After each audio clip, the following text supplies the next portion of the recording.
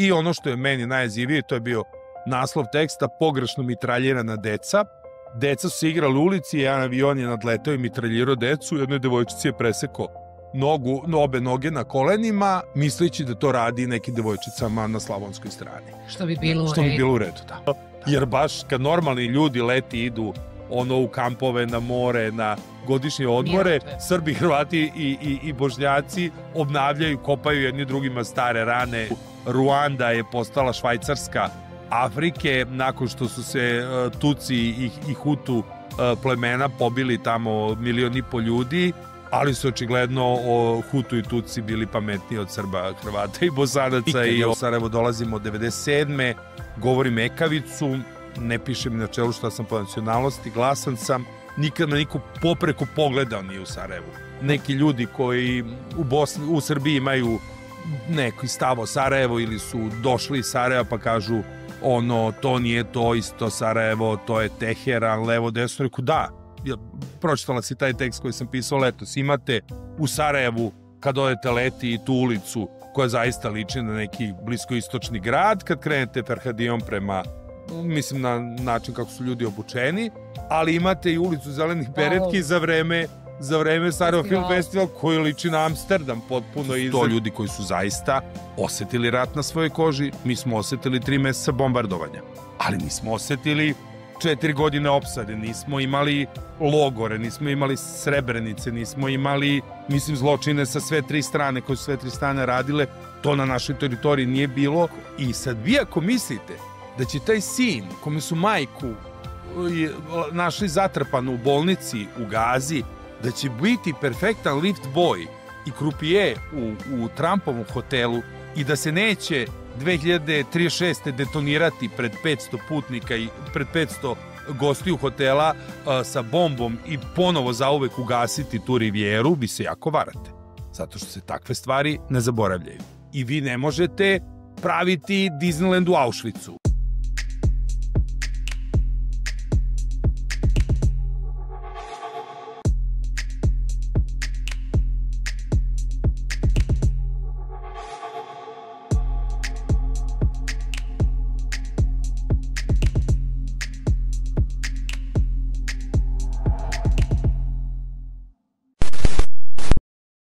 Dobar dan, dragi moji Balkan Rules pratioci, gledaoci, slušaoci.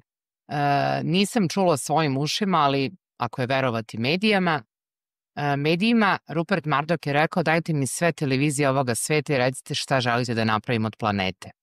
Nema sve televizije, ali kralj štampanih medija i svih tabloidnih izdanja regiona nije Rupert Murdoch, ali Robert Čoban. Roberte, dobrodošli. Bolje vas našao. Da mi ne bude veštački, pošto smo godinama na ti, imam jedno pitanje. Može li se verovati medijima?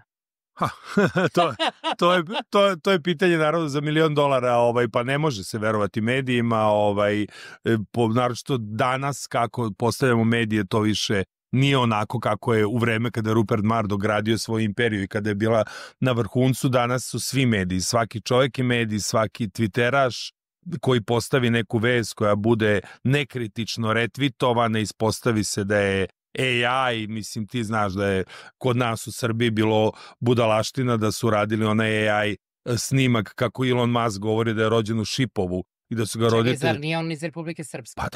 Pa da, u Šipovu, iz Republike Srpske ili to ne znam li to federacija, uglavnom Bosnije, da. On je rođen tamo i kao mali roditelji su ga odneli u Pretoriju i odatle je onda otišao u Ameriku i jedan čovek iz Nestorovićeve stranke, dakle političar koji je ušao u parlament, znači Srbije, je u jednom TV emisiji rekao, bože, zar vi ne znate, pa Elon Musk je, slušao sam, govorio je na snimku, on je rođen u Šipovu i sve. Dakle, u današnje vreme, naročito sa AI-om, bukvalno je sve moguće i svaku stvar ja sebe teram i kao privatno lice i kao neko iz medija da triple čekujem svaku stvar pre nego što je retvitujem, pre nego što je pošaljem da neko vidi, čak i privatno u Viber grupama ili ne daj Bože da mi prenesemo. Kao što je bilo Dobrica Ćosić dobio Nobelovu nagradu, sećaš se i tako. Da, ali to je bilo sve pre AI-a. Znači sada vi zaista imate bukvalno danas sam video opet neke snimke. Sad, pitanje je samo koliko se pretera, ako se jako pretera kao tuku se, ne znam, Trump i ne znam ko u prvom redu Notre Dame, Jill Biden, svi će znati da to nije tačno.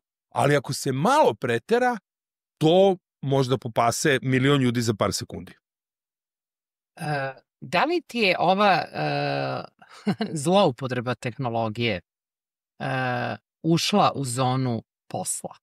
Jer pre 30 i kusur godina imali smo ekskluzivu zahvaljujući, tako Budi, da vidimo ko je na Svetom Stefanu. Tako je, ali... Da svi imaju telefon i svi mogu da budu Buda. Pa sad, zavisi šta znači zloupotreba tehnologije. Ako govorimo o zloupotrebu u smislu da neko sam fotografiše i pošalje fotku, realnu, stvarnu fotku, toga pretpostavljam da ima. Ja se operativno ne bavim tim delom posla, ali naši urednici pretpostavljam da dobijaju šta. Sad, vrlo često, ako čujete da neka pevačica ili ne znam, manekinka kaže da je izgubila telefon, pa su se neke privatne fotografije pojavili, nije izgubila, ona ga je donela i dala te fotografije, uglavnom, da ne grešim dušu, izvinjam se ovima koji su stvarno izgubili telefon. Tako je, ali to prosto, toga sigurno ima, međutim, taj paparaco koji je tada, to je znači 96. 97. mi smo radili prve paparaco fotografije ovde i to je na neki način doprinelo da se svet bitno razlikuje od dotadašnjih revijalnih izdanja koja su postojala u onim velikim sistemima. Imali ste Borbinu kuću, Politikinu kuću i Bigs sa mastodontima, dnevnim novinama, magazinima i tu su bili od šarenih izdanja TV Novosti, TV Revija, Sabor, sećaš se sve to.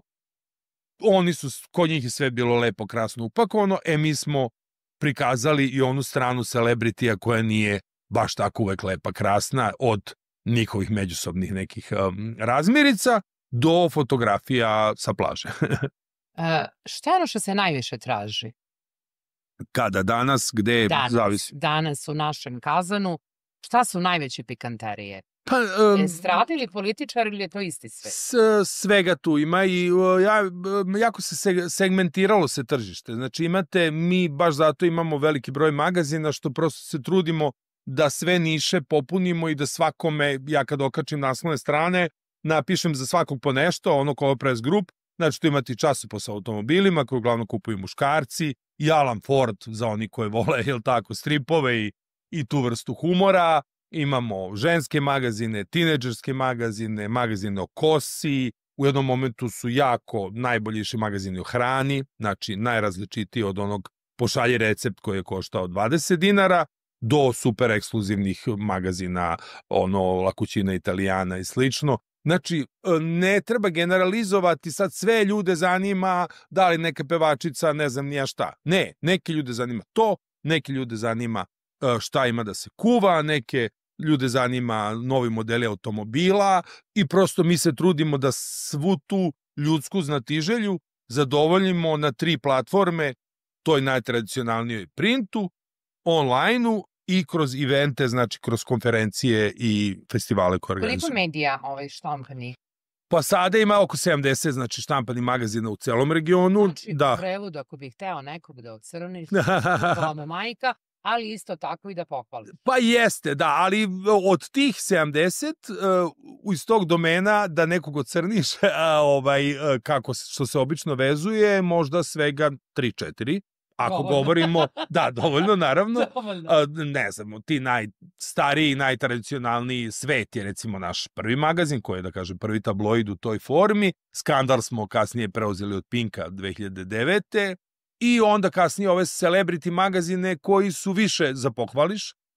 Za ovaj drugi deo, Hello, Gloria i Story. To su magazini gde ljudi, evo sad su bili na Maldivima, vidim naslovna strana novog Helloa, Lazar Istovski recimo, to je vrlo zabavna priča, ljudi ga znaju u regionu, ovaj čuveni glumac koji ima znatno, mnogo mlađu partnerku i stalno je nešto kukao što mi objavljujemo njihove fotke i što mi, da kažem, narušavamo njihovu privatnost koju su oni sami narušavali svakodnevno objavljujući razne svoje fotografije na Instagramu i sad su se očigledno urednici dogovorili sa njima i objavili smo profesionalno njihove fotografije zaista i pored te velike razlike u godinama, Laza se jako dobro drži i mora da kažem... Sa ili bez retuša? Da, pa ne, pa uvek ima retuša zbog tehničke strane. Ja sam se, to je odlično pitanje, neki dan sam o tome govorio, šokirao kad sam vidio jednu našu naslovnu stranu, neću sad reći koja je zvezda u pitanju, velika regionalna zvezda, čija fotografija je bila neprepoznatljiva. Ja sam rekao, a pritom žena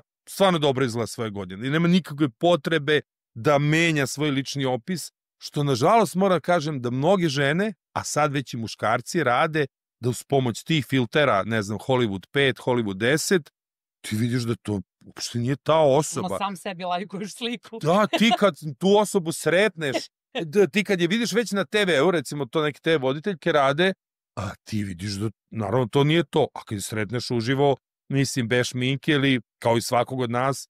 Tako da to je po meni jedan od najglupljih trendova koji se trenutno dešava, da ljudi sebe menjaju ne plastičnim operacijama, ne zdravim životom ili nečim, nego tom jednostavnom tehničkim par klikova kao da to nešto znači. Mislim, tako da ta naslovna strana je baš odskakala. Inače su to retuširane fotografije, što si pitala, samo u domenu da to tehnički bude dobar kvalitet za štampu naslovne strane. Ja mislim da broj gledalaca ili slušalaca koji ne zna tebe na ovaj ili na onaj način je zaista minoran, ali voljela bih da naglasim da ti nisi juče počeo sve ovo da radiš i da ti to niko nije doneo i da se nisi učlanio u neku stranku pa da su ti onda dali medijski prostor.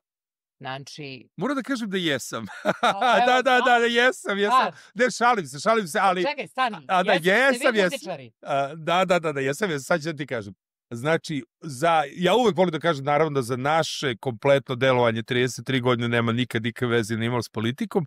Međutim, ako ću biti iskren, jeste na samom početku. Ja sam bio član Demokratske stranke, jedan od prvih 90. godine i predsednik omladije Demokratske stranke u Novom Sadu, Božar Stanović se zvao, nas je pozvao da obnovimo Novosadski indeks, tada jer je on bio u Savezu, on je bio predsednik Saveza studenta, zapravo bio u Demokratskoj stranci. Znači, čak i u našem slučaju, taj inicijalni prvi drive, ali to je u naš slučaj stvarno onako, bukvalno ubod, što bi rekao, onaj vrati se rode, ni da me takne, isto je bilo neke politike, naravno nas su smenili već posle 2 broja, mojim roditeljima bacili bombu i tako, sve normalno je počela karijera u aprilu 42. Da, pa sećam se baš kad je Sarajevo, kad je počeo rat ovde kod vas u Sarajevu i kad Sarajevo bilo pod opsadom, mi smo radili taj nezavisni indeks, smo već spremali, pošto smo bili smenjeni u ovom studentskom indeksu i znam sam se čuo telefonom pre nego što su prekinute veze sa drugom Kanafom. Kanafa smo ga zvali iz vojske, inače na Vratniku živi Emir Dinarević i Bogu hvala živ je. Preživao je rat, bio je naravno mobilisan i sve i zaista su to bile strašne godine u tom nekom smislu bezbednosti i svega, a opet lepe za počinjati jer si prisustvovao kao novinar rušenju svetova, nastajanju nekih novih svetova i ako nekad je bilo zanimljivo početi karijeru, bilo je tada. Da li si ti da znao istinu o dešavanjima u Bosni i Hercegovini ili pa uglavnom da. Izveštavao kao RTS? Ne, nismo mi izveštavali uopšte, mi smo kao mesečnici reciklirali nešto, radili intervjue, ali na tu temu, evo sad kada ispred RTV-a se dešava tamo neki paralelni dnevnici koji novinare drže, baš je Dubravka Valić, profesorka, podsjetila da smo mi u septembru 91. znači pre rata u Bosni, kada je počeo Vukovar, sa prozora Nezavisnog društva novinara Vojvodine, ne znam, jel znaš za to? Prozor se zvala ta institucija, svaki dan u 7:30, par hiljada ljudi je ispunilo Zmajovinu ulicu da slušaju te vesti koje su bile istinite, šta se dešavalo. Ja se sećam, ja sam baš govorio 15. septembra 1991. su avioni JNA greškom bombardovali selo Bač. Greškom? Da, greškom, zaista greškom, pošto su trebali da gađaju Vukovar. I koji je sa one strane Dunava i koji je u Hrvatskoj, Bač je u Srbiji. I oni su bombardovali Bač, ja sam čuo tu vest na radiju, kao da je nešto najnormalnije, pokušao da dobijem roditelje, veze su bile u prekidu, otišao sam autobusom u Bač, dim se video, su pogodili fabriku žičaru tamo i ono što je meni najjezivije, to je bio naslov teksta pogrešno mitraljirana deca. Deca su se igrali u ulici, jedan avion je nadletao i mitraljirao decu, jednoj devojčici je presekao obe noge na kolenima, misleći da to radi nekim devojčicama na slavonskoj strani. Što bi bilo u redu, da. I to je taj tekst za vreme, naravno ima ga u arhivi Vremena, i ja sam tada govorio i sećam se bukvalno uzdaha ljudi u publici koji su to tada mogli da čuju samo sa tog nekog prozora improvizovanog, ali eto, što kaže, bili su neki pokušaj, ostali su za istoriju. Jan Briza je objavio baš knjigu o tome, tako da eto, zabeleženo je. Kome odgovara da živimo u apsolutno medijskom mraku, Robert? Ovo o čemu ti sada pričaš je tragedija pre 30 godina. Da. Ne prestajemo da je živim. Jeste, neverovatno je, kao neki dan mrmota. Ja kad gostujem u tim jutarnjim programima i prelistam dnevnu štampu, nekad mi se čini kao, ali ovo sam ja već radio kao u producentima, ja sam već ovaj scenarij čitao. Znači, bukvalno iste naslovne strane, ista priča kod nas u Srbiji, Kosovo, ajde sad, nažalost i na sreću, već ne znam kako da kažem, proteklih godinu dana to više nije toliko tema, ali iste priče, iste naslovne strane, isto u julu mesecu kada je godišnjica Srebrenice, razliva se žuč između Srba i Bošnjaka, isto u avgustu kada je godišnjica Oluje, razliva se žuč između Srba i Hrvata, i to je Ljiljana Smajlović je baš upotrebila tu rečenicu: ako se ikada pomerimo, to neće biti na leto. I to je zaista lepo rečeno, jer baš kad normalni ljudi leti idu u kampove, na more, na godišnje odmore, Srbi, Hrvati i Bošnjaci obnavljaju, kopaju jedni drugima stare rane koje su u normalnom svetu. Ruanda je postala Švajcarska Afrike nakon što su se Tuci i Hutu plemena pobili tamo 1,5 miliona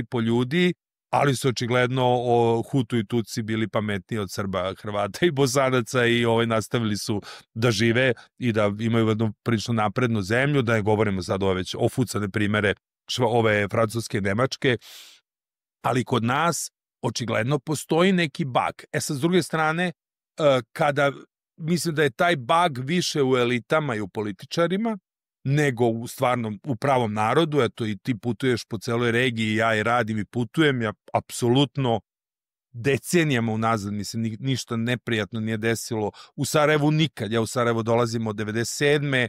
Govorim ekavicu, ne pišem na čelu šta sam po nacionalnosti, glasan sam, nikad me niko popreko pogledao nije u Sarajevu. U Hrvatskoj pred 25 godina možda nešto jeste, ali u Sarajevu ni tada, 97. kad sam prvi put bio sa Suzanom, kad je svaka druga zgrada bila izrešetana rupama i kada su udovice šehida prodavale na ulicama novine i prodavale su svet na ekavici. Znači, naš svet su prodavale bez ikakvih problema, i kad god neki ljudi koji u Srbiji imaju neki stav o Sarajevo ili su došli iz Sarajeva pa kažu to nije to isto Sarajevo, to je Teheran, levo, desno, reku da. Pročitala si taj tekst koji sam pisao letos. Imate u Sarajevu, kad odete leti, tu ulicu koja zaista liči na neki bliskoistočni grad, kad krenete Ferhadijom prema, mislim, na način kako su ljudi obučeni, ali imate i ulicu Zelenih beretki za vreme Sarajevo Film Festival, koji liči na Amsterdam potpuno, i zanimljivo je da je ta mala ulica Milenko Sarić, zaboravio sam sad ime, potomka srpskih trgovaca, koja spaja Ferhadiju i Zeleni beretki tamo pored džamije gde je Sidran sahranjen, ona spaja ta dva sveta potpuno, ali prosto to je Sarajevo i normalno da bude tako. Ali, tako da su normalni, obični ljudi su zaista normalni i u Splitu, mi smo bili u Dubrovniku letos, koji je da kažemo, ozloglašeniji. Sedeli smo u nekom restoranu večer, ali svi su navijali za Srbiju protiv Engleske na evropskom prvenstvu u fudbalu, i konobari, i gazda, mislim, lokalci, Dalmatinci, Hrvati.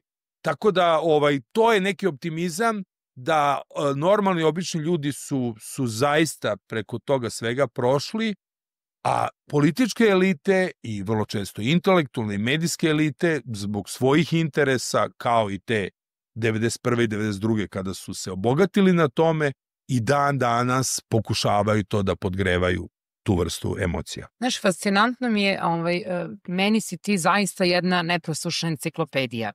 i neko ko ima priliku da te prati na društvenim mrežama, ti si bukvalno kao onako jedna vrsta almanaha. Podsjetnika, kako si rekla, juče za Jeste. Mnogo sam Zuzanu lepo to Halupovu, rekla. da, jeste. Mnogo sam to lepo rekla. Ali ja moram da kažem, nisam se ja toga setio, kolega Zlatko Crnogorac, koji je bukvalno, ja ga već zezam da on je kao neka zadužna baba, samo čeka da neko umre da bi opisao da bi opisao obituary, ili da, a i on zna tačno kad je rođen Miljan Banjac, kad je rođen Renata Ulmanski, kad je Maja Gojković bila ministarka, on me uvijek podsjećao da ja kažem ministarki da ona čestita rođendane najstarijim srpskim glumicama, što je stvarno divno i što niko ne radi. I on me juče podsjetio, ja sam taj tekst napisao u decembru, baš uoči 100. godišnjice, ali naravno zaboravio sam u ovom ludilu da je baš juče bio taj dan za, znači, Zuzane Halupove, najpoznatije kovačičke naivne slikarke. Ali super je imati u okruženju ljude, eto, ti imaš mene, kod koga vidiš to pa te ja podsjetim nešto što si inače znala. Ja imam njega i neki drugi ljudi koji znaju moju, da kažem, disperziju medijsku i tradicionalno i na društvenim mrežama i znaju da će preko mene neka poruka dospeti i do Tanje u Sarajevo i do predsjednika država i vlada i, ne znam, ambasadora. Upravo sam to i želala da ti kažem, jer imaš jednu divnu stranu i ja sam pristrasna u ovom razgovoru, jer te zaista volim i poštujem, ali znam da si pio redovno kafu sa Sidranom, a nažalost sada kada nije među nama, kada smo trebali poslednji put da se vidimo u Sarajevu, ti i ja, rekao si mi da se nađemo u bašti lokala, pored džamije, da bukvalno pored groba, da. Sad, sve te nešto humane i plemenite stvari koje tebe zaista krase i ono što me užasava i zbog toga te možda i blokiram na društvenim mrežama, to je onih tvojih 188.000 dana outdoor aktivnosti, gde si tako na nekim užasnim mestima, dragi Bog zna kako ti je samo teško, ali imaš prilike da sediš sa čistačima ulice i znam da voliš da popiješ tako kafu, sa ambasadorima, sa predsjednicima država. I sad bih voljela da te pitam, kao čoveka koji nosi veliku odgovornost za svoje izjave, šta se dešava u Srbiji? Pa u Srbiji se dešava prosto kulminacija nekih stvari koje su se taložile godinama. Vi ste imali proteklih 10 godina stalno neke proteste zbog nečega. Da sad uradimo neku kratku rekapitulaciju, 2016. zbog Hercegovačke, pa ne znam, onog rušenja Sava Mala i to sve. Onda 2018. ne znam, stop krvavih košuljama u vreme kada su Borka Stefanovića tamo napali. Onda za vreme COVID-a neka druga struktura ljudi. Da se ne vraćamo na 9. mart, 5. oktobar. Da se ne vraćamo, ne, zadnjih 15 godina, eto, ili čak možemo 12-30 godina kako su naprednjaci na vlasti. Onda, znači, COVID, koji je bio neki drugi profil demonstranata, ali su isto bili protesti, vrlo upadali su tamo u Skupštinu. Onda smo imali nakon toga Ribnikar, nažalost, pre 2 godine, sada će već malo biti 2 godine, veliki protesti posle toga. Pre toga proteste za litijum, pa Ribnikar, pa ponovo proteste za litijum. I stalno su ti protesti bili, trajali, opozicija u momentu kad se uključila u neke građanske proteste, oni bi padali zbog tako razne vrste komprovitosti te opozicije. Ti si imala u podcastu razne aktere, video sam naše scene. I onda se desila ta nadstrešnica u Novom Sadu, tu ja sam zaista vrlo ličan jer sam 2 sata pre pada prošao tu, moj bicikl je uvek bio vezan pod samom nadstrešnicom da bi bio bliže kamerama sigurnosti, jer su mi prethodni bicikl ukrali iz vrlo praktičnih razloga i tog jutra sam bio na televiziji Prva u jutarnjem programu, vratio se, u 9:40 razvezao bicikl, ispod nadstrešnice otišao u centar i 2 sata kasnije čuo naravno šta se desilo i tada ima u toj specijalnoj emisiji koju je N1 uradio, ima moja izjava, jer su videli moj post na društvenim mrežama, kada nismo znali koliko ima mrtvi. Ja sam rekao, ljudi, da li ste vi svesni koliko ljudi tu stoji ispod te nadstrešnice, koliko je to debeo beton, koliko je širok i koliko je dugačak. Naravno, da je bila kiša i da nije bio štrajk prosvetnih radnika, bilo bi još više mrtvih, što je stvarno strašno. Uglavnom, način na koji je vlast reagovala na sve to je bio spor, iznuđen, neadekvatan, prosto su se stvari dešavale tako, jedna po jedna greška se pravila, to je kulminiralo onda sa izlaskom studenta, sa napadom tim na studente i profesore FDU-a, i ja sam pokušavao i u TV emisijama i ovako da budem neki glas razuma i da kažem da sve te neke dobre stvari koje je vlast uradila i sve te autoputeve, u krajnjoj liniji taj voz i tu prugu, zaista je uradila ta Vučićeva vlast i SNS, bar dovela do kraja, započeli su ovi prethodni. I ja taj voz koristim i dalje svaki dan i smatram da je super stvar. I radovali smo se otvaranju pruge za Suboticu, koje se sad zbog ovoga nije desilo. I mi danas više nemamo železničku stanicu, nego putujemo iz Petrovaradina, znači praktično iz Pregrađa, Novog Sada, ja idem biciklom tamo, da ti koraci prosto su neadekvatni. I onda se razgovarao baš sa jednim ministrom koji često odlazi u Moskvu, koji mi je rekao da je proučio 20 sličnih slučajeva u Ruskoj federaciji u zadnjih 20 godina. Znači, Ruskoj federaciji u kojoj Putin, složit ćemo se, vlada čvrstom rukom i kome ne treba sad neki PR ili nešto. U svih 20 slučajeva u Ruskoj federaciji, u prvih 48 sati podnose ostavke svi. Gradonačelnik grada, gubernator, direktor tržnog centra, direktor direkcija ako je pao most za nešto. U prvih 48 sati privode se svi potencijalno osumnjičeni i u prvih 48 sati visoke materijalne kompenzacije porodicama žrtava. Ništa od toga se kod nas nije desilo, sve je bilo zakasnelo, iznuđeno, ostavke ministara, hapšenja ministara, puštanja, da bi na kraju došlo evo da je i premijer mora da podnese ostavku i gradonačelnik Novog Sada, i vi sad imate proteste širom zemlje u velikom broju sasvim malih mesta i gradova gde nikad ljudi nisu izlazili, a opet imate činjenicu, to su sve mirni protesti, mislim bilo je par nekih sitnih incidenata, ali su mirni protesti. Vi imate činjenicu da je vlast ne možete promeniti, možete na izborima ili na silu, neki državnim udar. Ova strana naravno ne želi to da uradi na silu, ne pristaje na izbore pod sadašnjim uslovima. Međunarodna zajednica, ako to kažemo, mislimo na Trumpovu Ameriku, glavni igrač u Evropskoj uniji, Rusiju i Kinu, ima vrlo dobre odnose s ovim vlastima, Nemačku, Francusku. Tako da je zaista jako je neobična pozicija. Ono što je potpuno novo, to su ti studenti, jer do sada je opozicija bila ta koja je vodila te sve proteste koje sam nabrojao. Sad su studenti koji zaista u tim plenumima odlučuju, nema personifikacije, nema lidera kao nekad što je bio Čeda, ne znam, i ovi otporaši. Oni su opšte omiljeni, oni su uspeli da aktiviraju neke svoje očeve, strine, babe i dede koji su ranije penzionere, koji su mislili nešto drugo. Te scene kada oni peške dolaze iz Beograda za Novi Sad i prolazi kroz sremska mesta, to je zaista izgledalo kao oslobodioci 918. ili 44. kada su ulazili u ta mesta. To su hiljade ljudi dočekuje sa kiflicama, gulašima. To ne može da fejkujete. To nema hrvatske službe i bilo čega da to uradi. I ja sam se baš vratio vozom tog dana 31. kada su oni dolazili, sišao sam po Trojedinu i praktično ta kolona je bila tu i sa njima sam prešao most i ta scena kada ulazite u Novi Sad i zaista hiljade ljudi je popunio ceo bulevar, to je stvarno nešto što je za istoriju. Oni nose 15 venaca, idu za stanice u tišini, tamo ih polažu. Mislim da će se ovo teško vratiti unazad.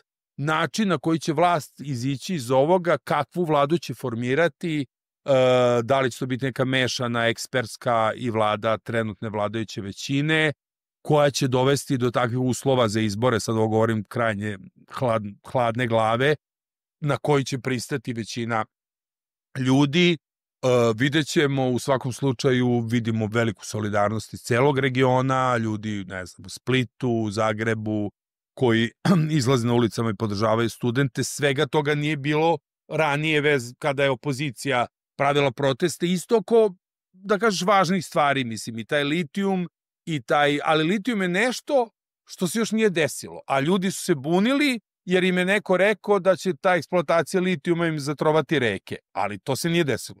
Ribnikar i Dubona su bili zaista delo nekih pojedinaca i vi možete da kažete da je mali Kosta išao u streljanu, gledao neke reality programe, ali labava je to veza da nekog optužite. Ovde kod Nastrešnice ima bukvalno taj prvi zahtev studenta je on case svih kejsova, jer se tu sve oko toga prepliće i sumnje na korupciju, i sumnje na neadekvatan rad i na prikrivanje i sve, i zaista je jako će teško biti iz toga da se izađe, a da jako puno ljudi ne odgovara.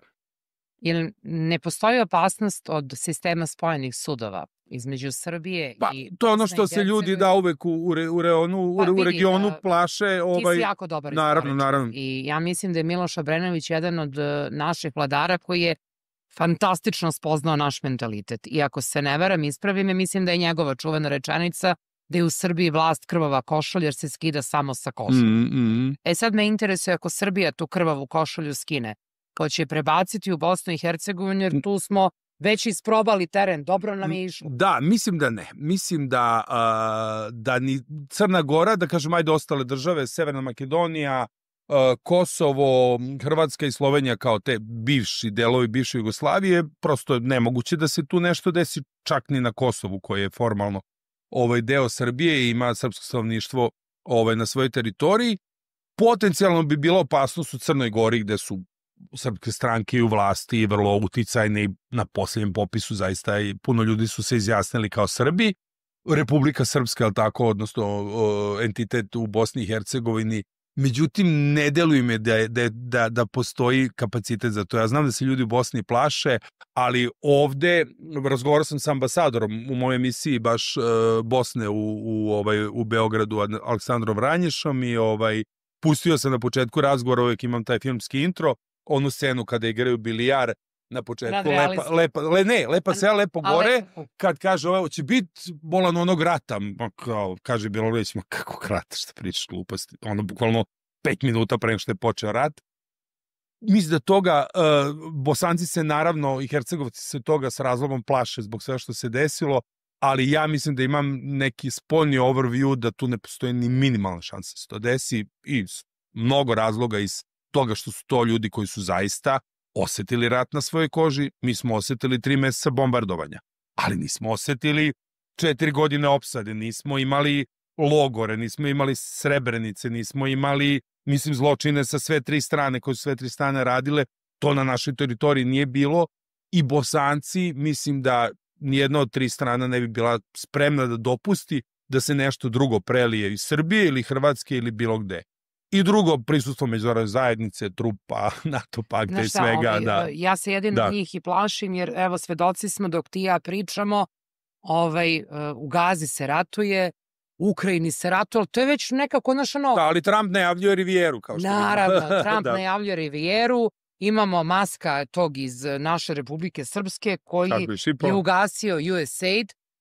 Pre tebe mi je bila jedna hrabra žena koja je ostala bez svog deteta, koje je bilo autistično, i ona je uspela, zahvaljujući USAID-u, da održi 7 funkcionalnih centara koji služe kao dnevni boravak toj deci, jer ti odlično znaš da takva deca ne mogu ni u bioskop, ni u poslističarnicu, jer izgledaju kako izgledaju, ljudi se zgražavaju. Mi redovno obilazimo dnevni boravak za takvu decu u Novom Sadu, postoji na Klisi. Koji je, by the way, jedini, koliko ja znam. Jeste, i dolaze, čak se ljudi iz drugih delova Srbije preseljavaju da žive u Novom Sadu, jer Novi Sad ima tu vrstu usluge, i Haris Pašović je, kao što znaš, uradio tu predstavu Svijet mogućnosti, koja se baš bavi decom sa autizmom, u saradnji sa Anđelka. Tako je, sa tom školom dr. Milan Petrović, tako da sam jako u temi, jako je to strašno što čujem. Ja znam da se pod tom kapom USAID-a su se dešavale razne malverzacije, da su silne pare, dao Bog, da su sve pare potrošene ovako, ali nažalost nisu, i onda su takva deca i takvi ljudi na nesreću žrtve nečih bogaćenja i malverzacija. Ja se nadam, i zaista evo ću se založiti, razgovarali smo o tome da i ovaj konkretan slučaj dobije veći visibility i da ti ljudi nađu neki novi fond koji će finansirati da li iz Evrope ili to je stvarno greota i nešto što znam kako funkcioniše u Novom Sadu i mislim da treba svi da dignemo glas i ono super što si ti i nju imala u ovoj emisiji i što si mi rekla. To je samo 20.000 eura na mesečnom nivou za 973 porodice. Naravno, to njima znači sve. Ines, dnevni centar Denska Valet, radimo na tome. Ali ovo sam htjela da te pitam, taj monitoring zapadnih sila i mi smo skloni, znaš ono, da deklarišemo Vučić je čovek Amerike, ovaj je čovek Rusije. Ja mislim da su oni svačiji. Ili mi smo toliko mali, a svi nas nekako posede. Da. Šta se dešava sada sa ovom politikom Trumpa? Je li ona nama naklonjena? Nije nam naklonjena. Šta će se tu dešavati? Gase se, ne znam. Da, jako su Trump, obično ljudi u predizbornoj kampanji su jako glasni, svašta govore, a onda kad dođe na vlast, onda uđu u neku vrstu establishmentskog delovanje procesa kod Trumpa, vidimo da nije tako, da je on pod znacima navoda još luđi od kako je se vratio u Belu kuću nego u kampanji. Znaš šta me najviše šokiralo? Znači, znamo da imamo dve struje koje su nenormalno jake. Jedno je jevrejski lobi, drugo je homoseksualni lobi.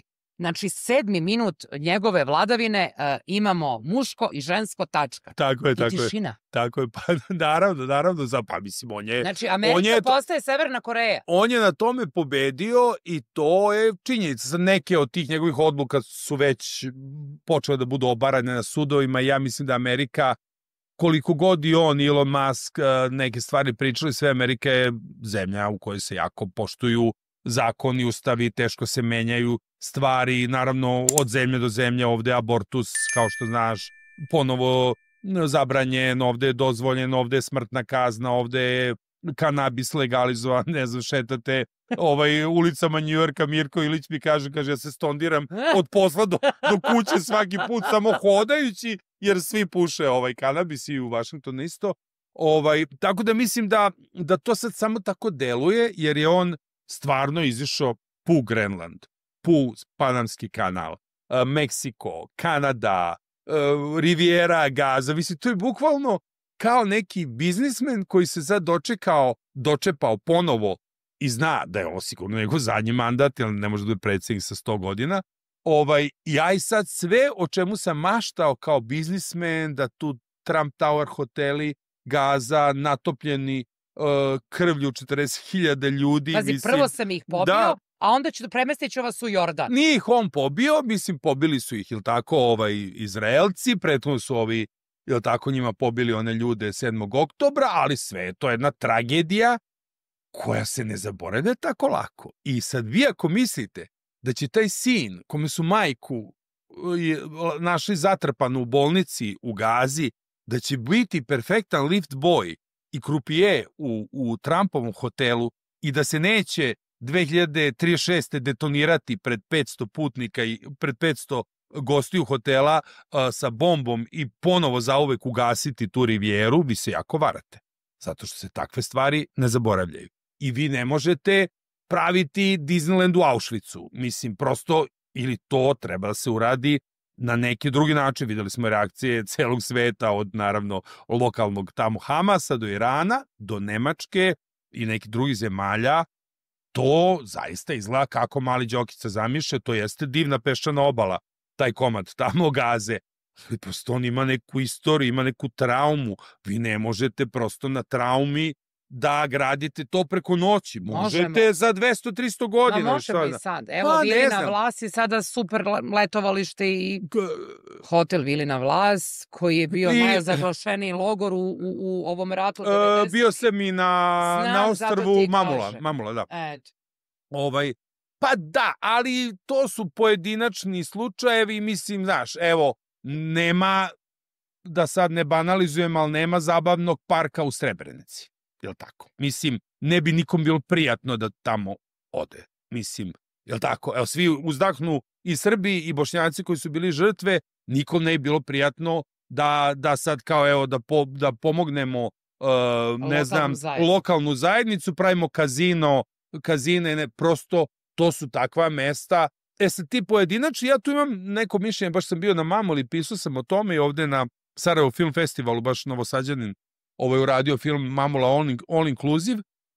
Znate šta, Mamula jeste bio i zatvor i logor. Tamo je recimo ukupno 3 ljudi je umrlo na Mamuli od tih robijača, sahranjeno, sve naravno bili su mučeni, naravno bio zločin i sve to, ali Galerije Matice Srpske, recimo, ili Muzej Vojvodine u Novom Sadu, dela u kojima se nalaze, zgrade u kojima se nalaze najlepša dela srpske umetnosti, su bila jeziva, sigurno je više tamo ljudi pobijeno nego u Mamuli. Znači, vi na ovim prostorima, Muzej savremene umetnosti u Beogradu, koju god zgradu da pogledate, vi, ako je starija od 100 godina, tu je nekog držao zatočenog u nekom momentu, mislim, u Vojvodini su Mađari kad su došli, ili kad su partizani došli 44. Mađare, ili su Jevreji, Nemci Jevreje.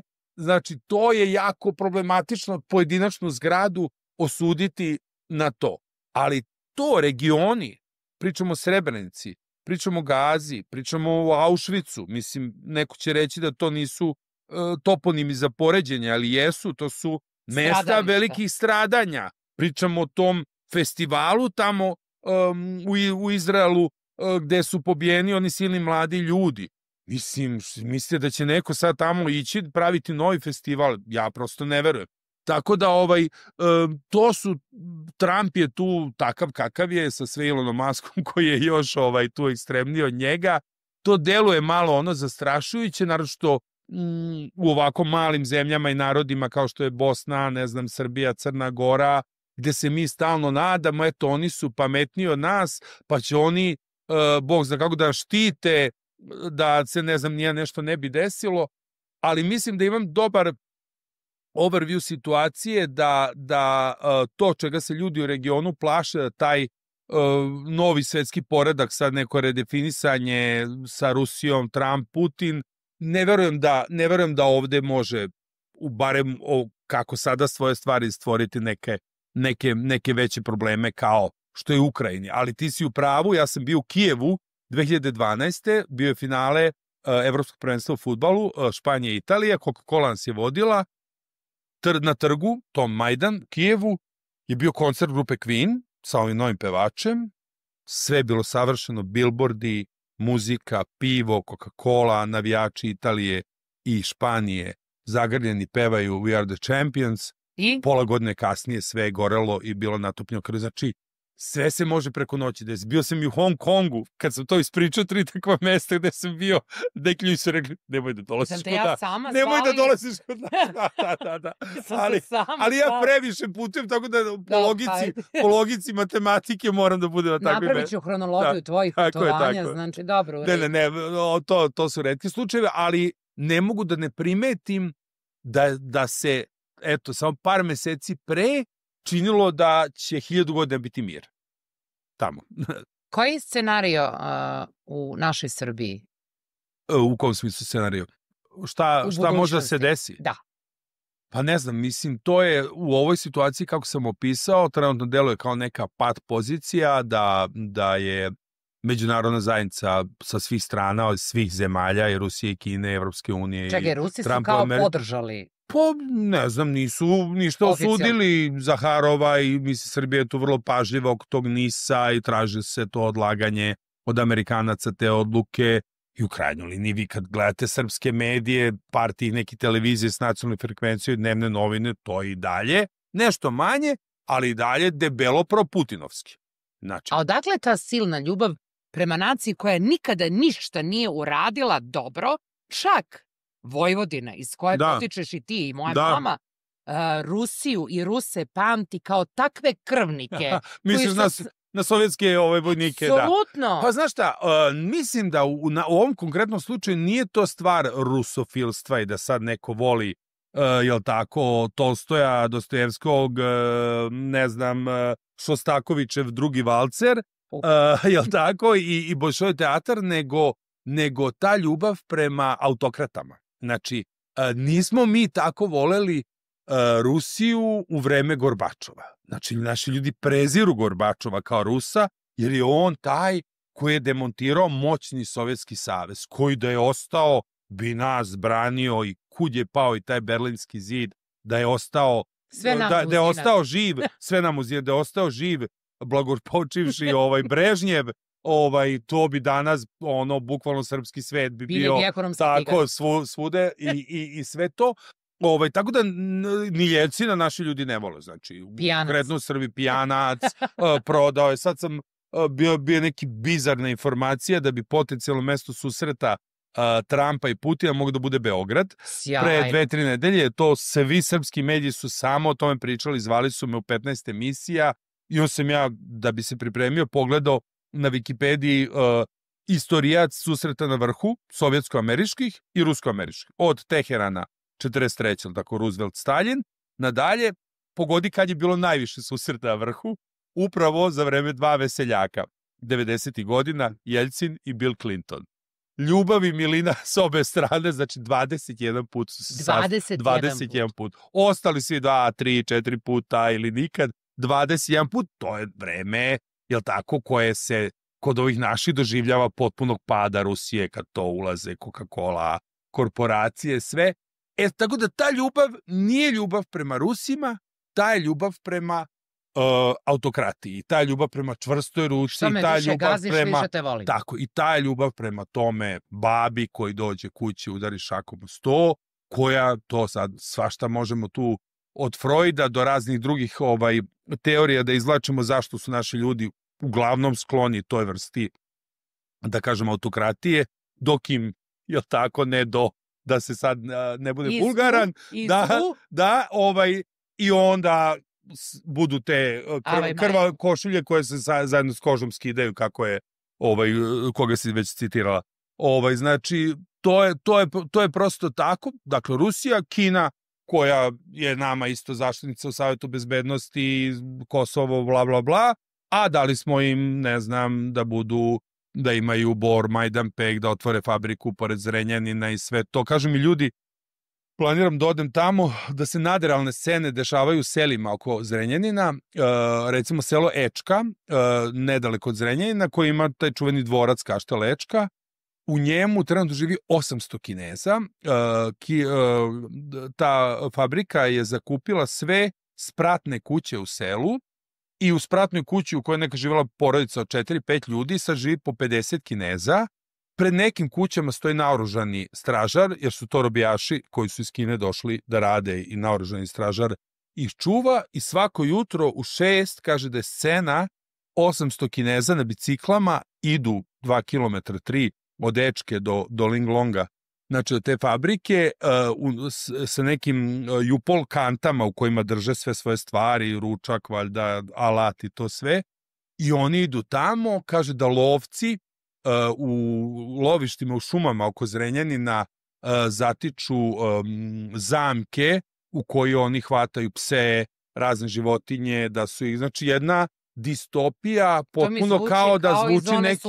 Jeste, iz zone sumraka, pritom onda lovci to prijavljuju policiji, policija kaže mi ne možemo ništa, bukvalno kineska jurisdikcija, tako da eto. Kineska jurisdikcija? Da, mislim, apsolutno im niko ništa tamo ne može, oni su tamo potpuno, šta god da se desi, oni su zaštićeni. Takve stvari je bilo i u Boru kad su neke inspekcije nešto prijavljivale, ne znam, da li oko zagađenja ili oko zaštite na radu, su rekli, ne, to su Kinezi. Naravno. Jel se isplati biti slep? Mislim, ne znam. Mislim, isplati se verovatno ako će vas takva onda sila podržati. Mislim, jer što bi Kina menjala bilo šta, mislim, jel tako? U ovakvom, mislim, ja sad ovo neke stvari pričam i koje sam čuo, koje nisam video, ali mislim da u Boru sam recimo konkretno bio pre nekoliko godina kada je na Bijenalu u Veneciji, na Bijenalu arhitekture, Srbiju predstavljao jako zanimljiv grad, demografska i arhitektonska istorija Bora, i onda smo mi radili neki PR za taj naš paviljon. Ja sam prosto kad nešto radim, volim da odem tamo da osetim to lično, odšto sam taj Bor i taj grad koji je na ivici te ogromne rupčage u kojoj to se nešto vadi, nešto se taloži, mislim, to zaista deluje potpuno distopijski, mislim, podsjetilo me na onu scenu iz serije The Crown, ako se sjećaš, 4. ili 5. epizoda Abervan u Velsu, kada je ono neko skladište nekih otpadnih materija iz rudnika provalilo i palo na školu i pobilo ono decu, pa su optuživali kraljicu što odmah nije otišla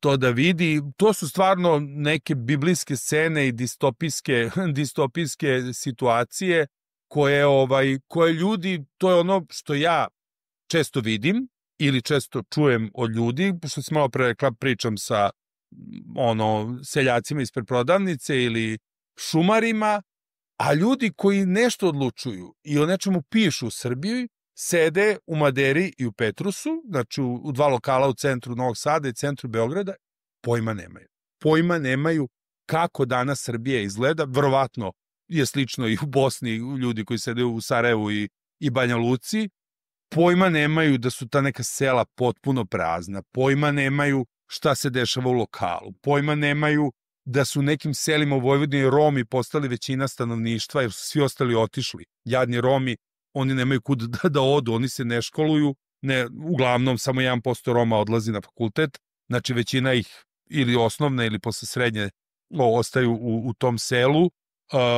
Ovi pripadnici manjina su uglavnom, imaju evropske pasoše, Hrvati, Mađari, Slovaci, oni odlaze gde im je bolje, Srbi odlaze u veće gradove i u nekim selima ostaju Romi, recimo selo Radojevo, gore kod Nove Crnje, bukvalno izgleda distopijsko, svaka druga kuća je srušena, golišava romska deca trče po ulicama i to je neka Srbija i u toj mojoj seriji putopisa Biciklom kroz Vojvodinu baš su neki ljudi rekli da im to liči na nekog Jovana Cvijića 21. veka, da ja opisujem neke svetove i neko stanje koje je sad i možda više neće postojati, a ljudi toga prosto nisu svesni ništa od toga i to, meni je to jako zanimljivo i lično da vidim i to su između ostalog i ti outdoor dani koje mi zameraš, ali oni meni ne služe samo da bi se rekreirao i da bi imao dobar imunitet, nego i da spoznam neke stvari, da. Hvala ti. I onda iz svega toga, ovo su, hvala ti na toj realnosti, hvala ti na tome i hvala ti što ne živiš kao Željko Mitrović u palati, nego te viđamo samo na biciklu. Pa uglavnom me ljudi viđaju čak i u Beogradu kao, to ti kao, znaš. I onda iz svega toga mi imamo 26.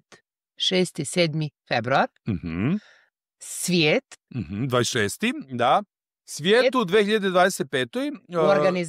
U organizaciji naše firme, znači Color Media Communication iz Novog Sada i u saradnji sa Centralnom bankom Bosne i Hercegovine ovde, koleginica Suzana to radi. Dakle, čekaj, sad kojom ovim putem pozdravljam. Kojom putem pozdravljam. Radimo, konferencija će se održati u Parlamentarnoj skupštini BiH. Moram da kažem da smo konferenciju radili protekli nekoliko godina. Prošle godine smo je preskočili, naravno gledaoci i slušalci iz Bosne znaju koja vrsta, koliko god je Srbija komplikovana zemlja, Bosna je još 3 puta komplikovanija zbog samog načina funkcionisanja i prošle godine je bila baš ta jako čudna situacija. Uvek smo mi tu imali neki problem da predstavnici srpskog entiteta ne žele da se pojave sa britanskim ambasadorom, sa američkim ambasadorom, da tu postoji neki animozitet. Ono što su priznali Kosovo. Razni i uopšte to sankcije prema funkcionerima u Republici Srpskoj. Svašta tu ima. Tradicionalno je srpska strana bila ta koja je bila problematična na takvim konferencijama i prošle godine je bila i bošnjačka strana zbog Gaze. Osetio se jedan veliki antizapadni sentiment kod establishmenta ovde i to vi znate, verovatno Coca-Cola je bila izbacivana iz nekih lokala i kod nas u Srbiji u Sandžaku.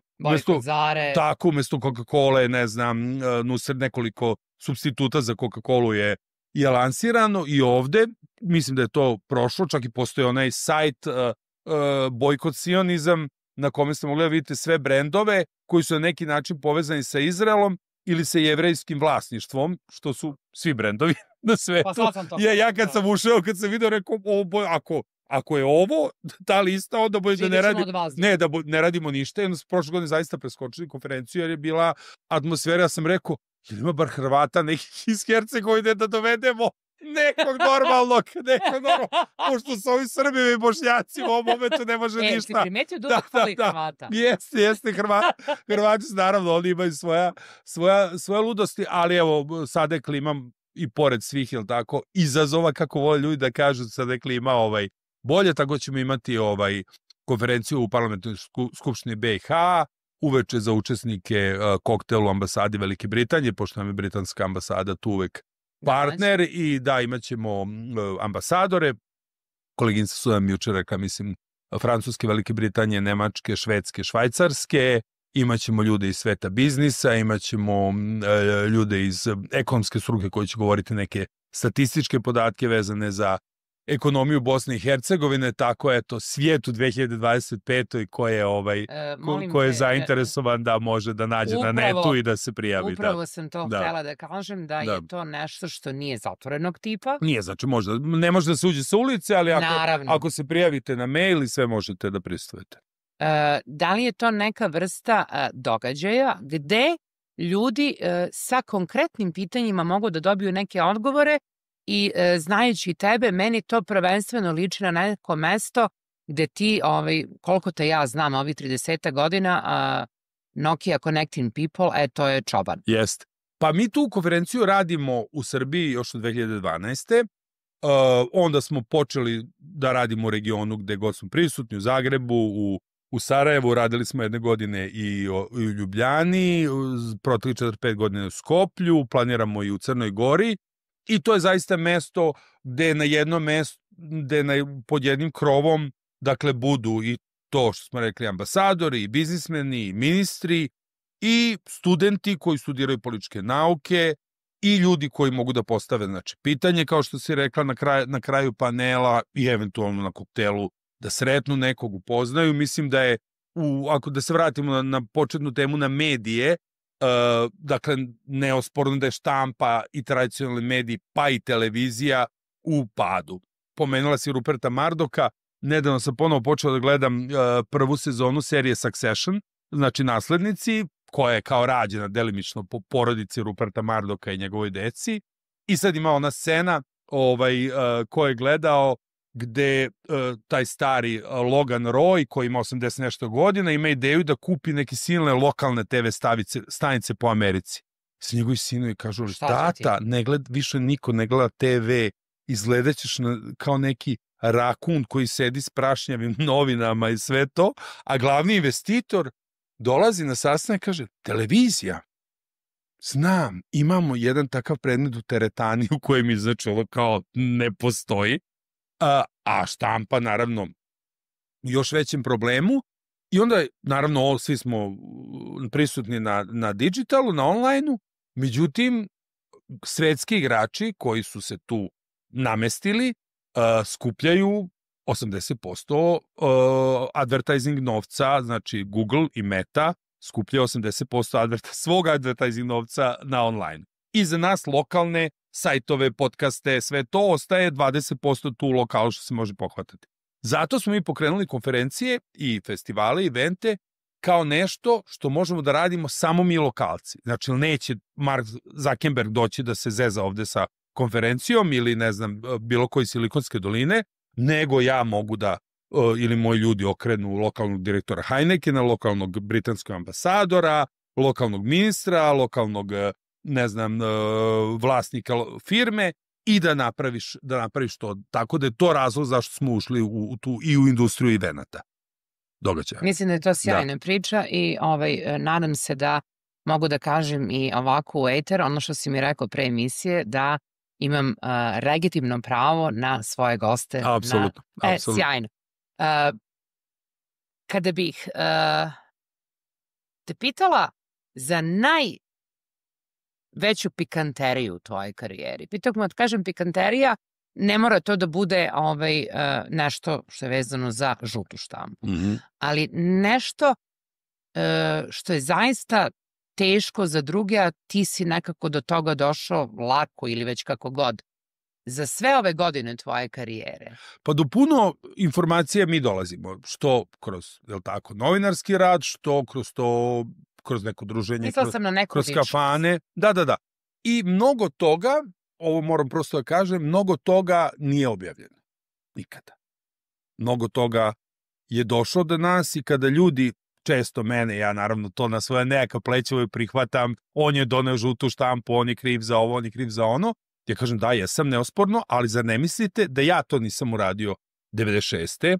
pod sankcijama, kada strani mediji nisu mogli da dođu u Srbiju, da bi to sve isto uradili 2001. druge posle pada Miloševića, neki Nemci, Švajcarci, i pokrenuli tabloide čiji bi vlasnici i direktori bili potpuno bez ikakvog emotivnog otklona prema tim osobama, prema kojima se, da li on ima dete, da li je bolestan, da li je ovo, da li je ovo.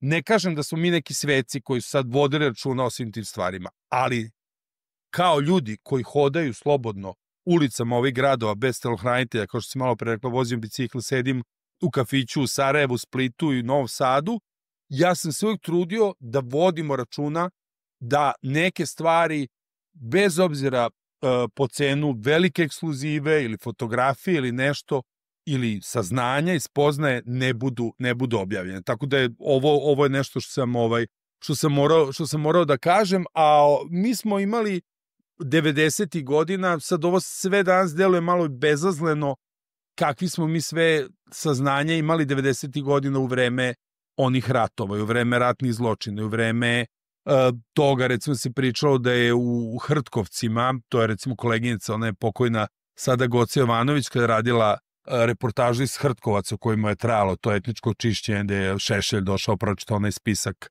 jel tako, Hrvata koje treba isterati, neki Ostoja Sibinčić je bio tamo lider tog sela, da je Šefka Hodžić, čuvena, naročito u Bosni i bivšoj Jugoslaviji, koja je tako ubila trudnicu i izvadila joj dete iz stomaka, da je ona se naselila tamo i da je došla i tako neke iz današnje perspektive zaista horor priče kao da ih je pisao neki junak horor. Sve ovo vezano za estradu, to da li je neko s kim bio, prevario, to je ono, pogotovo u današnje vreme su stvari koje su postale i da kažem, kroz naslove te klikabile vi vidite da više niko u naslovu se ne pominje ime više, je li tako?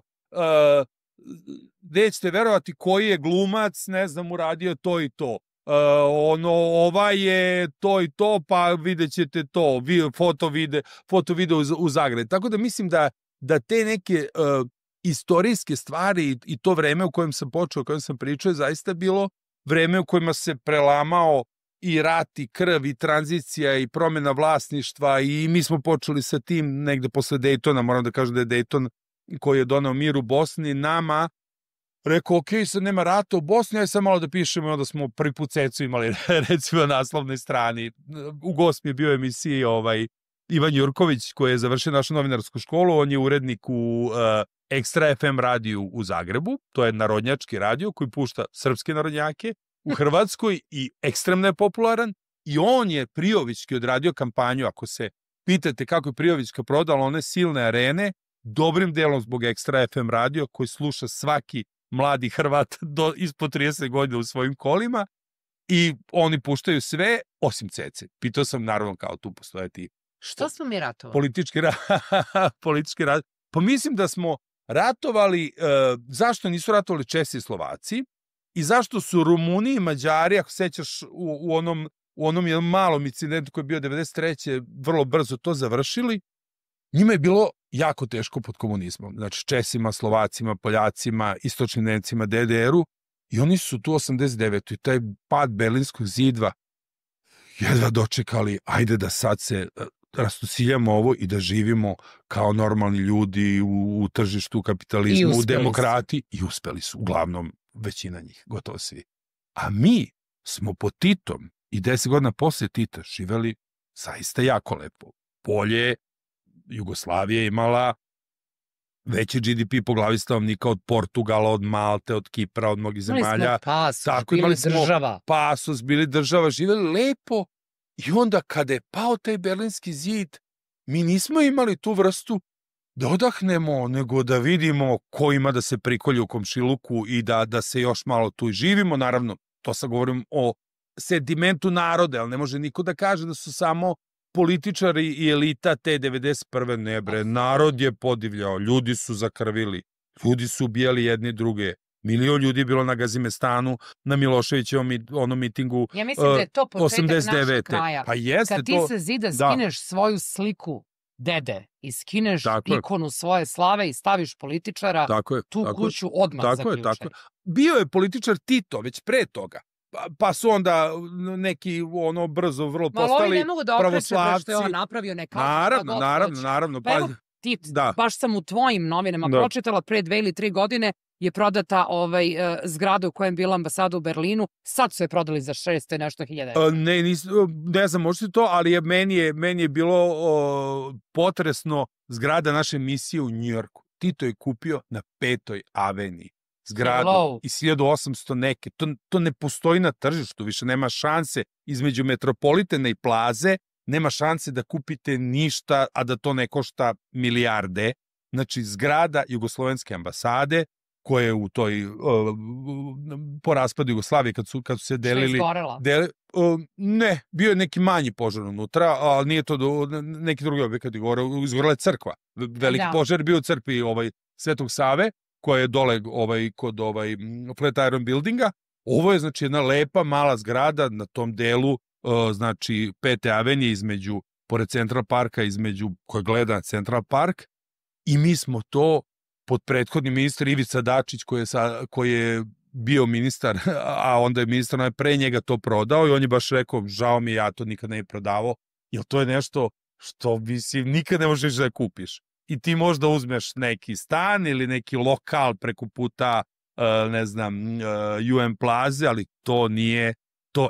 Tito je prosto znao to. I mi smo iz toga izišli kao neki razmaženi balavanderi koji su lepo živeli i koji, ajde sad malo da se prikoljemo, onda naravno su ovi to zlopotrebili, ratni profiteri. Mislim da je, ako ga za nešto krivim, mislim da je ostavio jedan fantastičan primer nedoraslima. Da, pa naravno. Jer videti Tita u maršalskoj uniformi, za strugom, sa reksom, kako drži mandarinu na Brionima, ja mislim da ovi svi naši političari hoće da budu Tit, znaš. Poseta deci, dočeci, aplauzi, to je sve Tito sa Temu aplikacije. Bravo, pa njega je glumio Richard Barton. Njega je glumio Richard Barton. Vi idite na Briune, a ko ima prilike da ode, ima mala galerija sa fotografijama ko je sve samo na Briunima bio.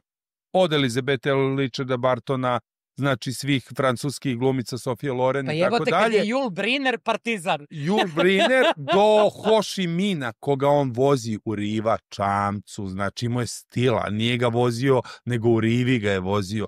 To sve, znači ne mogu u 100 života niko na Balkanu posle njega da napravi sa stilom. I moram da ispričam priču koja lično vezana je za Tita i za ostavštinu. Na neki način sam se uključio u rad fondacije Jovanka Broz.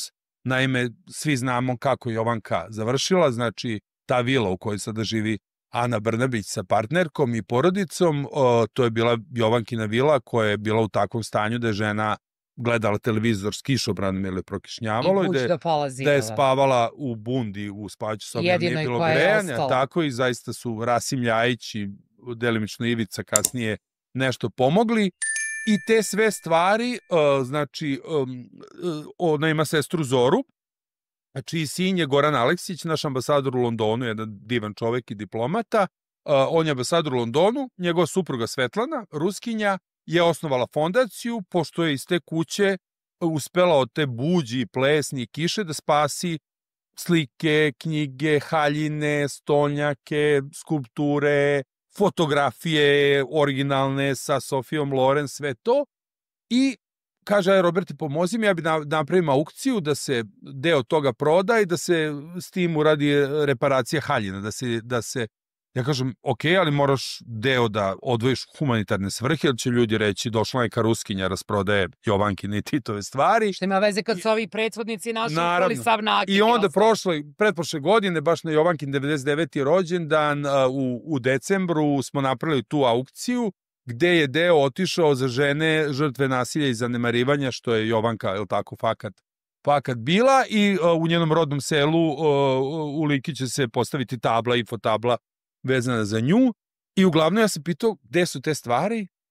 Kaže, u magazinu Borči. Mi smo otišli u jedan magazin u Borči, to je bukvalno izgledalo kao u filmovima o James Bondu, da je gomila kartonskih kutija raznih ljudi koji iznajmljuju delove magazina za to i Titova Jovankina zaostavština je bila u nekoliko kartonskih kutija u Borči i naravno mi smo to sve pogledali, videli šta može da se na tu aukciju izdvoji, šta treba da se ponudi muzejima kao neka vrednost. I ja sam rekao da je Tito znao u Drvaru da će jednog dana sve njegove stvari gledati Robika iz Bača i Svetlana iz Donbasa, rekao bi Rex, skloni se, pucajte u mene, ovo što radim nema smisla. Šalu na stranu, zaista sreća, pa su Robika iz Bača i Svetlana se latili toga, jer je to zaista i dobilo neki smisao i spašeno je, tako da eto to je neki moj mali udeo. Možeš samo da zamoliš Šapića da mu neko objasni šta je Bela kuća i da ne otvara kafić i da ne premešta. Misliš kuća cveća? Ma da. Da, pa ne, mene je ambasadorka Indije, kad se vratio iz Indije prošle godine na ručku, onako oprezno pitala, nova je žena, je tek došla u Srbiju, kao Roberte, ne, ona pričam ja kako je bilo u Indiji, izbori, sve, pa rekao, pitajte vi mene ako hoćete da vam pojasnim nešto. Kaže ona, pa evo ja bi vas pitala nešto, ne znam, pričam je neprijatno, da li kod vas u Evropi je u hrišćanskim običajima normalno da se ljudi mrtvi vade iz zemlje i premeštaju sve to?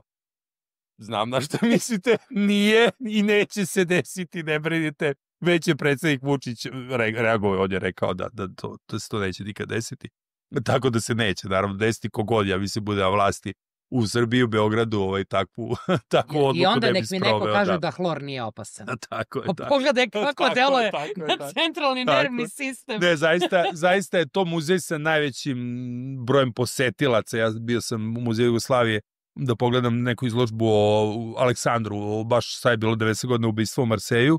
I to su stotine Kineza, Japanaca, Amerikanaca, svi koji dolaze u muzej Tesle i dolaze na Titov grob i u muzej Jugoslavije. I poneko još nešto drugo. Ali to su, ako sad izostavimo Novaka Đokovića, šta ja znam, Kusturicu i to su dva najveća brenda u Beogradu. Šta god neko o Teslu, naravno, svi vole i poštuju, ali veliki broj ljudi ima loš odnos prema Titu, više ljudi dolazi u kuću cveća nego u muzej Nikole Tesla. Ja ću sad besplatno da dam jedan savet kako postati milioner.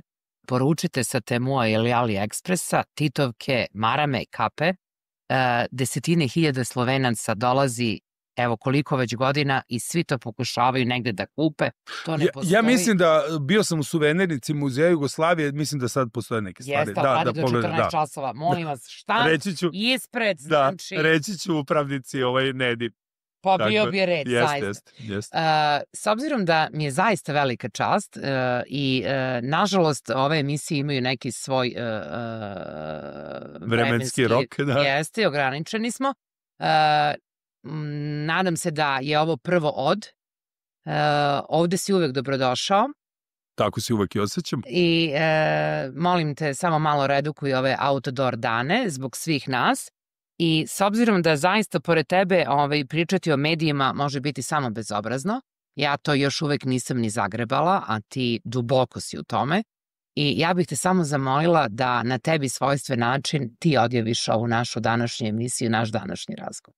Pa ja kad sam u Sarajevu, meni milion stvari pada na pamet. Ja, kao što sam rekao, od 97. dolazim i ovde se osjećam fantastičnu i odjavit ću tako što sam srećan što se završava, iako mi je bio divan razgovor, jer znam da ću sada jesti pitu i kljukuš. Kodene. Tako je. Pošto ovo možemo sve, nije plaćena reklama. Tako je. I ništa onda da privodimo ovo kraju, jer ipak sutra imaš jedan važan razgovor. Tako je. Pa sa gospodinom Mamićem. Vidiš da imamo Hrvate. Tako je, imamo, eto, konačno. Jel vidiš da imamo Hrvate? I to na Jakorini. Tako je.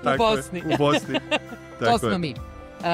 Ako ste makar malo uživali kao ja u ovom razgovoru sa gospodinom Čobanom, bit će mi drago i zadovoljstvo i nemojte nikada zaboraviti da je ovaj čovjek zaista jedna enciklopedija. Zavirite u njegove društvene mreže, nisu zatvorene, nisu zaključane, i shvatit ćete da je zaista nepresušni izvor i podsjetnik na datume, kako sam ja napisala, koje svi znamo, ali dok nas on ne podsjeti, svi zaboravimo. Hvala vam i do sledeće emisije, budite mi zdravi.